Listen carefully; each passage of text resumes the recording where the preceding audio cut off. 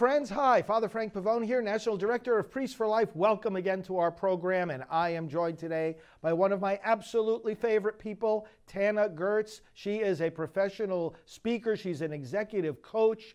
She is a powerhouse. She has been an advisor to President Trump. She helped him get elected and is going to help to get him elected again. Tana, how are you today?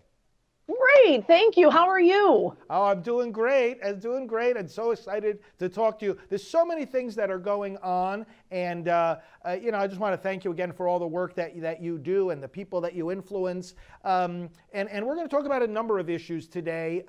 One, of course, in your experience as an executive coach, and you could tell our listeners a little bit more what that entails. We're going to talk about how the abortion issue has come to light in that context, and then we're going to talk a little bit about some of the victories and the progress that has been made even in these recent days. And then we're going to talk a little bit about how the race is shaping up for president for 2020. But first of all, in terms of your professional work, it's very interesting. Tell our viewers a little bit about what you do and about how it has turned your thoughts recently in some instances to the issue of abortion and the impact it has.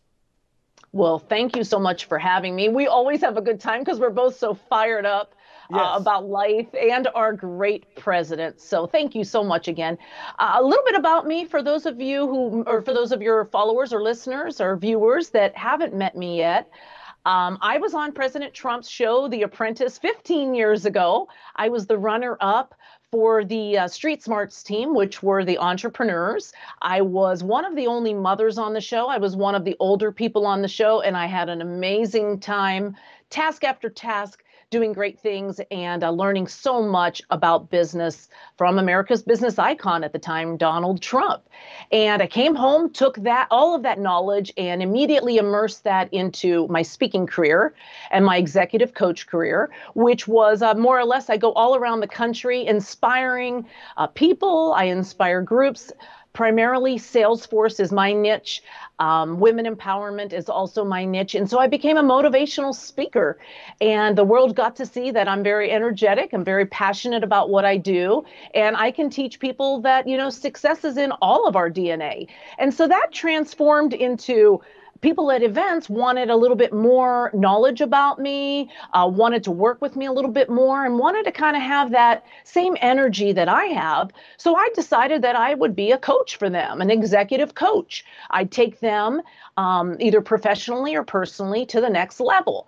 And what I learned was I could get them professionally to the next level because a lot of tweaks here and there, just being more hardworking or more confident led to them being more successful in the workplace. To kind of talk to them about how to get what you want, how to prioritize, how to negotiate, all the things I learned from the great business icon, Donald Trump.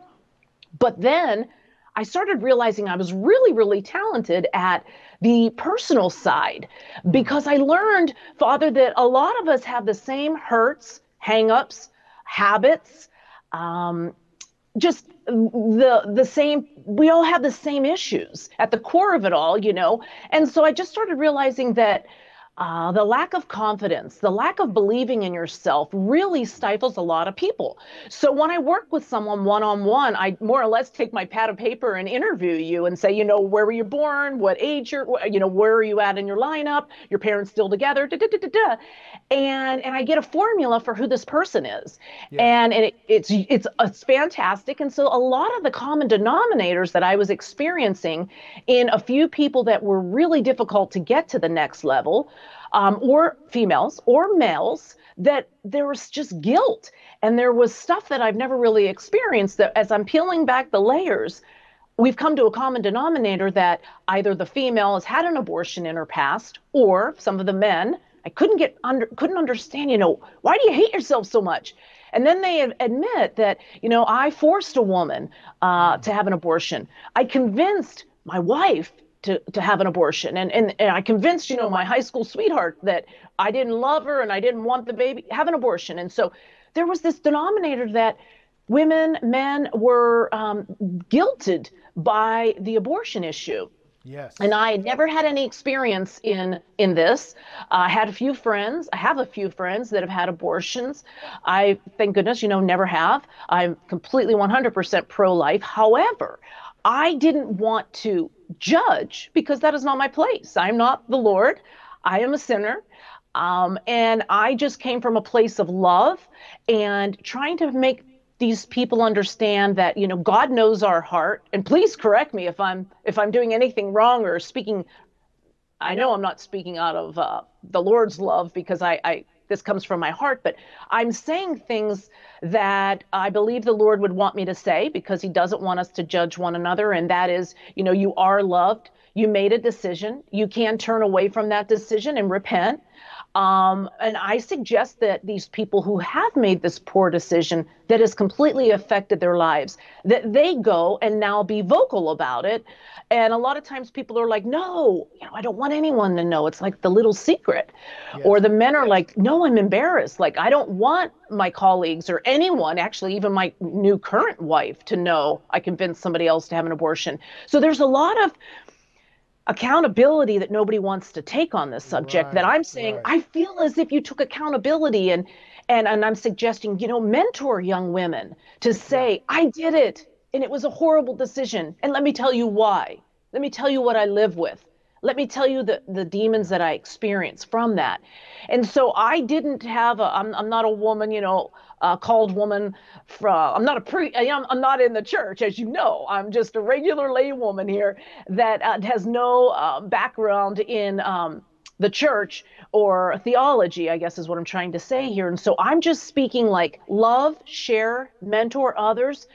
Don't make the mistake again, and turn yourself around and realize that, I don't want to say you murdered a baby, you killed someone, you took life. That's not my place, because I'm sure they know that. I'm coming from a place of love. And how do we get past this? How do I now help you love yourself again? Yes. And so by sharing those little bits that I just shared here with you, people have realized that they don't need to be under this dark cloud of this horrible decision that has ruined a life, that has ruined a couple, has ruined many people, that they are now becoming a little more vocal. Some of them have taken my mentor idea, and they're actually doing that, mentoring young women. Someone else is mentoring rape victims. And so it's been very rewarding, because I had never thought that how, we're so much alike. I think all of us in the world walking, that if we just open up our heart to other people have other experiences, even though I've never had an abortion and none of my sisters have, nobody in my family has. So I don't have anywhere to draw upon an experience to tap into. I'm just coming from, let's love one another, and God gives this grace to everyone. And I just hope that I'm doing that okay. And I'd love to get your feedback if that's what I should be saying. Well, your experience is very, very consistent with ours. For our viewers that don't know, one of my roles is to be pastoral director of Rachel's Vineyard and of Silent No More. And these are two of the world's largest ministries for healing after abortion, and healing not only the moms, but the dads, the grandparents, the siblings, anyone else that may have been involved in or complicit in that abortion. And what you're saying is completely consistent with everything we've learned, namely that the decision to have an abortion or to force or assist in an abortion deeply damages one's sense of self-esteem, confidence, ability to make decisions. One's whole view of the future now is disoriented and distorted, because you realize that you crossed a line that most people don't cross, and that is the line that instinctively prevents us from killing another human being. It's very hard, actually, to cross that line. But once somebody does it and they realize that they've done it, one of the things that happens is that they doubt their own ability to ever make a good decision again. I can see that. Because they say, who have I become? What have I done? I took the life of my child, or I helped someone else take the life of her child. And they really begin to question who they are and who they might become in the future. And this just destroys everything. It destroys relationships. And in the context of what you're doing, Tana, as an executive coach, you've come to see that unless something changes, unless they take action, which of course you're encouraging them to do, this can destroy their careers. We see this all the time, that having been involved in an abortion, it can destroy your marriage, it can destroy your career, it can destroy everything. And so the path forward is first and foremost to seek personal healing. It's not enough for them to say, I'm sorry, or ask God for forgiveness and receive that forgiveness. All of that is part of it. But the key thing is that they have to focus now on healing the wounds. And one of those key wounds has to do, again, with one's self-esteem. So what we have to do, you in your context, me in mine, is to say to the person, look, what you've done is terribly wrong. You know that already, as you mentioned before. They realize all too well that they have ended a human life. But what we have to help them to understand is their life now and their life in the future is not equal to that mistake of the past. That was a terrible mistake, but they are not their abortion. Their abortion was a terrible thing that they did, but now it is possible to restore that sense of wholeness and confidence and hope in one's future. And we have the tools for them to be able to do that. Something like a Rachel's Vineyard retreat weekend, which they can find at rachelsvineyard.org, is very, very effective spiritually and psychologically, because it's based on the psychological theory of trauma, the abortion as a trauma. They are able to find some peace. They're able to find some healing, and they're able to find the confidence to make those decisions and to move forwards towards a goal and to exercise their talents in a specific career. And of course, that's what you're coaching them to do. So this is very consistent with what we found, and very interesting to hear you saying that. Well, we're so much alike. It's so creepy, but cool. I mean, there's so many similarities between yourself and I, and we learned that the first time we met on the phone. So, well, great. I'm glad, because, it felt good. It felt, coming from my heart. I was being open and honest, and a lot of people have found that I more or less found out that they didn't have peace in their life. And when I figured out what it was, they're now trying to put the pieces together to have that peace that can make them go on and have loving, very, very nurturing, successful relationships. So great. I'm happy to hear that. And we look forward, to partnering with you. And if any of these people are seeking more specific help and healing and whatnot, we'll certainly work with you to make sure they find the resources they need in resources like Rachel's Vineyard. So for those listeners that are just joining us, we are talking with Tana Gertz. She is from Iowa, and she is a professional speaker and an executive coach, and she has been a key advisor and friend to Donald Trump, our president, and working for, as we are all here, for his reelection in 2020. So Tana, we want to turn a little bit to the various battles that have been going on. Well, I'm so happy for the president and his family, just to have the Mueller investigation be just buried, and to learn there was no collusion, like we've been saying for 2 years. I knew it. I was on the campaign from the day one. Never heard of Russia. We never talked about Russia. We knew that there was no collusion and there was no obstruction, and it was all a big witch hunt, as our president said some years ago. So that was such vindication. And I just, aside from, me and all the original Trump originals, just like, we did it. Yes. Finally, the world can get out of his way and let him do his work. Yes. I had a moment where I was just alone in my home, and I was just thanking God for everything, all the blessings and all the gratitude that I have for everything in my life. I'm just a very grateful person. And I believe that in life, we have to have some obstacles that make us a little bit more grateful, or humble us, I guess. And I've had those. So I'm just very grateful for a lot, and I have an attitude of gratitude often, daily. I work on that. And I was just so grateful that thinking about our great president and just knowing President Trump so well and loving him like I do, I was just thinking like how wonderful he must feel. The weight of the world is sort of just rolling off of his back. He is the toughest man that I know, and of course, what the world sees is this tough man, this facade of just a tough man, and he is, but he's human. And it breaks my heart to think that, every night, yes, he's tough. He is. And he lays his head down at bed, at night and sleeps like 4 hours and, lays next to Melania and wakes up and does it again and again and again and again and again for all of us and takes abuse after abuse. And the first family takes abuse and licks like you can't even believe in. And I just had a moment where I just thought, I hope for one day, maybe 2 days, he can realize that he did it. And maybe just feel like somebody loves him.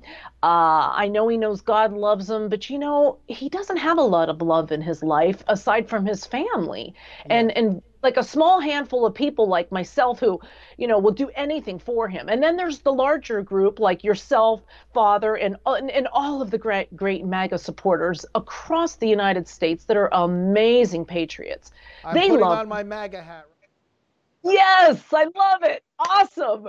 Put that hat on. But, he knows that y'all are out there, but he doesn't feel the love on a daily basis. Like when he comes to a rally and I go hug him, he knows that's a real hug. Like, that's love. Like, that is love. I am giving you all of my good energy, my positive vibes, my love. He feels that. That's why he loves me back. But there's not many people that are loving him. And so I just was so happy for him and for the family. I mean, Don Jr. took a beating too and was just destroyed on the news and for some years. I mean, that's terrifying to think that you may be going to jail if God forbid, they find something that isn't true. Right. And so I was so happy and I was so at peace with just hoping that President Trump had a few days of just relief. But then, turn on the news the next day and Jesse is getting off on his arrest. I thought he was going away for some time. And then we find out that he's not. And the duality of life and the hypocrisy of life. But once again, I try not to fall into that trap of playing God because I'm not. Yeah. And I want to judge, and my sinful nature is I want to be ugly and I want to be mean-spirited, but I can't, right, Father? That's right. Well, I can't, but I want to be bad. We have a passionate commitment to the truth and a passionate commitment to justice and to life and to America. And that's completely consistent with love. And that's completely, because when you love what is good, you hate what is evil. That's two sides of the very same coin. We can't say we love truth without hating falsehood. We can't say we love justice without really hating injustice. And that's what's being expressed here, both in what you're saying and what I'm saying, and what we're doing in our day-to-day lives. And the other side doesn't know how to interpret that because, when you don't have a passion for truth and justice, and folks on the other side, and I want to get into some of these particulars in regard to the 2020 race, but a lot of these folks on the other side, unfortunately, they don't believe that there is such a thing as truth.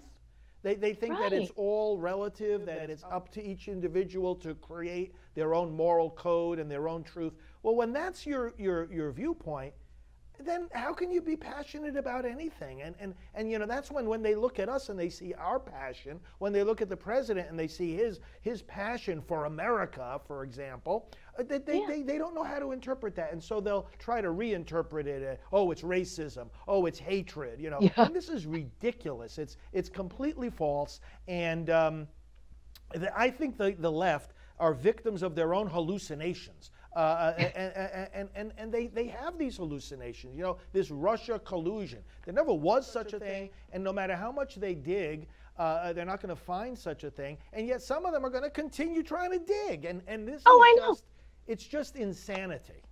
It is insanity. And at the end of the day, I'm like, we all live in America, the United States of America. Do you not want a better America? Let's agree to disagree. Let's move on. I don't care if we even don't want to paint it as no collusion and he's been completely exonerated. Okay, let's move beyond that.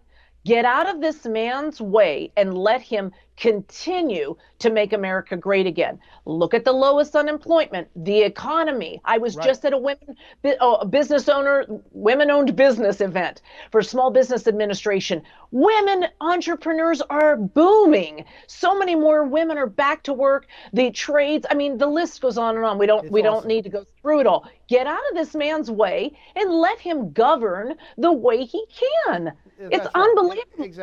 Exactly. Tana, tell us your impression of how the opposition candidates, the Democrat candidates who have declared already for 2020, are lining up. What is going through your mind as someone who was very much a part of the 2016 campaign? We're looking now at 2020, and I don't know. I look at some of these people coming forward, and I wonder sometimes, where in the world are they even coming from? But what is your initial evaluation here? Well, I would say it's very much in line with what you're saying. I'm scratching my head going, wait, Stormy Daniels' attorney wants to run for 2020? Well, now that he's going to maybe be going away to jail, if in fact he does go away, or he could be another Jesse, maybe instead of it being 2020, maybe he'll get 20 to 25 years. I don't know. Once again, there goes that sinful side of me. But I guess I'm just wondering, where are these people coming from? I mean, we saw last go around, we had Hillary and we had Bernie, and and whatever, great. But now we've got, Elizabeth Warren, who, once again, she's been proved to be a liar, to talk about her heritage, to get, I don't know if it's sympathy votes or what it was. I don't care to know what it was. I don't have any worry that we're not going to have a landslide, because I'll predict that right now. I'll go on the record predicting. I will predict a 2020 landslide for Donald Trump. But at the core of it all, I'm thinking, and now I know most Republicans vote their president to be elected on policies and principles and what their programs are going to be for the United States of America. And as I mentioned, I'm a very conservative woman and I'm pro-life. I want my president to be aligned with my principles and my values and beliefs. So therefore, I would want my president to be pro-life. Yes. Well, when the Democrats are very adamantly about, I'm all for Planned Parenthood and I'm pro-choice and whatever women and men want to do, God bless America, everybody just do what they want and have no ramifications for whom you're hurting, or, the unborn, be the voice of the unborn. They have no regard for that. So I personally look at who I'm going to vote for by what do they believe in. So that just makes me wonder, if all these people are lining up and all these people are saying they're completely behind these Democratic candidates, do we have that many people in the world or the United States that are pro-choice, pro-abortion, pro-killing lives, and late-term abortion? And late-term abortion, what is the world coming to when that just got passed? Exactly. I mean, all of these Democrat candidates for president who have declared they are not only in favor of abortion, but they're talking about right up until birth, and they even oppose the law that is trying to be voted on now in the House, and that was an attempt in the Senate to protect the babies that are born alive if the abortion fails. Oh, I know. The baby's outside the woman's body, and the baby's there on the table trying to breathe. And the bill that's being introduced by the Republicans says, hey, in the case like that, take the baby to the hospital. Give the baby the same care you would in any other circumstance. And these Democrats can't even say yes to that. I mean, it's sickening. It boggles my mind, and it makes, and I know that we're not supposed to generalize and we're not supposed to put genders here and male, female, but what woman who has been given, and this is how I look at being a mother and this is how I look at being a female. I look at being a female as being a chosen one to be able to bring life into this world. I am a female who can be a mother, and by the grace of God, I've been able to birth children. I've been able to get pregnant. I've carried 2 very, very healthy babies, and I'm a mother of 2. And I just look at that as a privilege. Like God chose me, I'm a female, to do that work for him, to procreate. So I know that it sounds harsh to say that I don't look at men that say, have abortions. I don't care. Kill them if they're on the table and it didn't work. I look at them a little different. But a female, we're wired to be nurturers. Right. We are wired to be godly, to procreate, bring life into this world. Whether we choose to or not is not my business. I have many friends and many women that I work with that said, hey, I don't want children, never have, never will. Well, that's her business. But I look at it like it's my gift. It was like a blessing that God gave me to be able to birth children. Oh, yes. And so when I see these females that are up in arms about what President Trump did to, with Planned Parenthood and take away their funding and all sorts of things, I'm like, wow. Like, I look at you differently. I look at you as a horrible woman. In my opinion. It really is horrible, and we have to call them out on it. And I mean, we're going to be talking a lot more about this in the months to come, you and I. And I hope so. But I want to encourage our viewers and our listeners. I mean, you got to have the courage to speak up, and now's the time. Do it early. While these people are first becoming known, you don't get a second chance at a first impression. And I think what we have to try to do is as soon as these candidates on the Democrat side are introducing themselves to the public, we've got to be right there tagging them for who they really are and what they really believe.